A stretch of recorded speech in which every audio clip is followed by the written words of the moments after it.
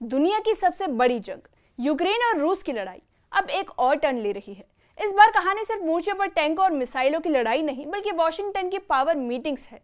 Ukraine के राष्ट्रपति Zelensky पहुंचे हैं अमेरिका और साथ लाए हैं यूरोप के सबसे बड़े लीडर्स का काफिला। जी हाँ, यूरोपियन यूनियन के प्रेसिडेंट, फ्रांस के मैक्रोन, जर्मनी के मेर्ज, ब्रिटेन के कीर स्टारमर, इटली के मेलेनी और यहाँ तक कि नेटो के नए चीफ भी हैं।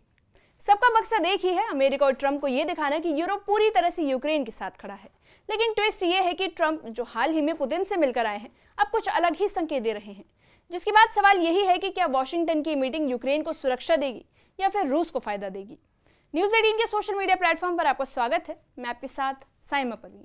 अब आप सोचिए कि वॉशिंगटन में एक कमरे में जेलेंस्की, ट्रंप और यूरोप के सारे बड़े नेता बैठे हों। ये वही लोग हैं जिन्हें ट्रंप ने अपनी पिछली पुतिन मीटिंग से बाहर रखा था।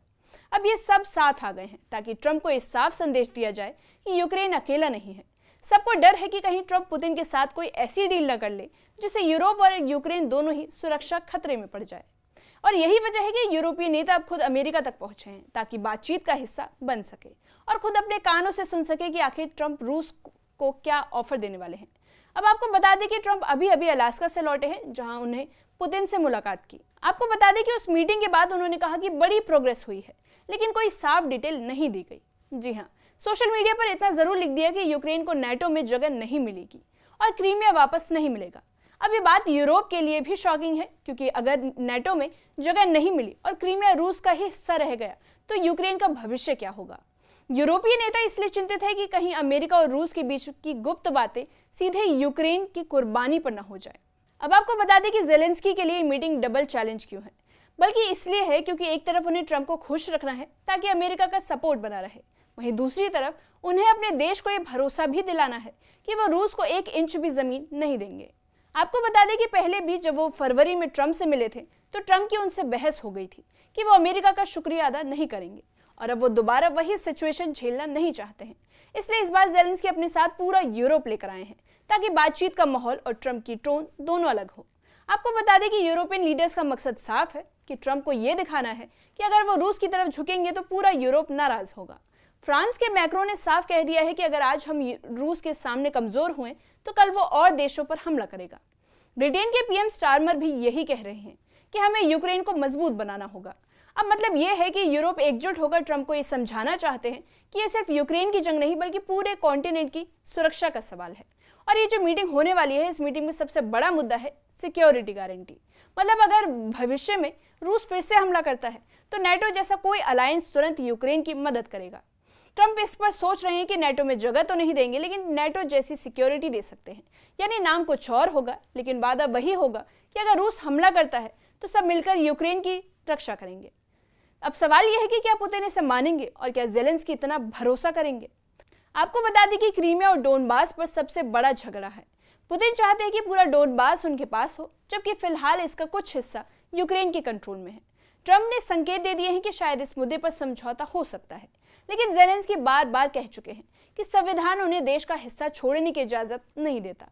अगर उन्होंने मान लिया कि ये भविष्य में रूस और हमलों के लिए दरवाजा खोलेंगे तो फिर ट्रंप का तरीका भी थोड़ा अलग होगा। वो सोशल मीडिया पर सीधे बोल देते हैं कि जेलेंस्की चाहे तो तुरंत युद्ध खत्म कर सकते हैं, यानी दबाव डालते हैं कि यूक्रेन समझौता कर ले। लेकिन असली सवाल यह है कि क्या ये शांति होगी या फिर रूस के लिए एक नई जीत साबित होगी। जेलेंस्की ने भी जवाब लिख दिया है कि शांति चाहिए, लेकिन स्थायी शांति, यानी वैसी शांति नहीं जैसे पहले हुई थी, बल्कि क्रीमिया कब्जाने के बाद रूस ने बाद में दोबारा हमला कर दिया था। लेकिन यूरोपीय देशों का ये डर है कि कहीं ट्रंप और पुतिन डील ना कर ले, बाद में उन्हें सिर्फ नोटिफाई कर दिया जाएगा। अलास्का मीटिंग के बाद जब ट्रंप ने कोई डिटेल शेयर नहीं की और बस एक लाइन लिख दी कि बड़ी प्रोग्रेस हुई, तो यूरोप में टेंशन और बढ़ गई और अब वो वॉशिंगटन इसलिए आए हैं ताकि इस बार कोई डील उनके बिना ना हो सके। आपको बता दें कि ये मीटिंग सिर्फ यूक्रेन की जंग के बारे में नहीं बल्कि अमेरिका और यूरोप की दोस्ती का भी एक टेस्ट है। यूरोपियन यूनियन और यूनाइटेड किंगडम पहले ही ट्रंप की टैरिफ पॉलिसी मान चुके हैं, सिर्फ इसलिए कि अमेरिका यूक्रेन पर उनके साथ खड़ा हो। अब अगर ट्रंप पीछे हटते हैं तो ये पूरा ट्रांस अटलांटिक रिश्तों पर बड़ा झटका होगा।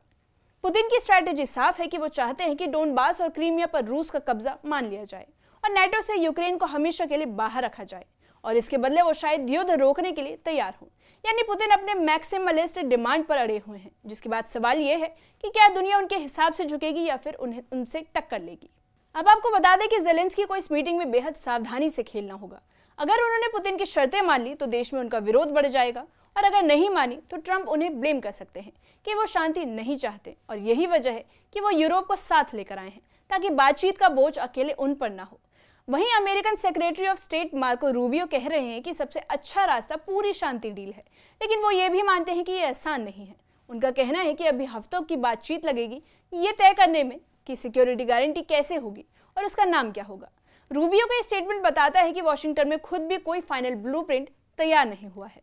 वहीं फ्रांस के राष्ट्रपति मैक्रो ने एक बड़ी चेतावनी दे दी है।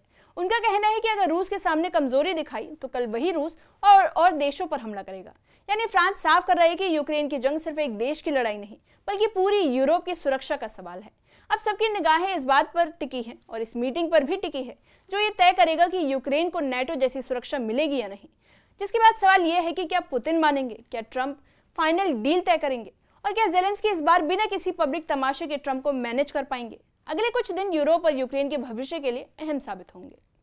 इस मामले पर आप क्या सोचते हैं, कमेंट सेक्शन में कमेंट करके बताइए।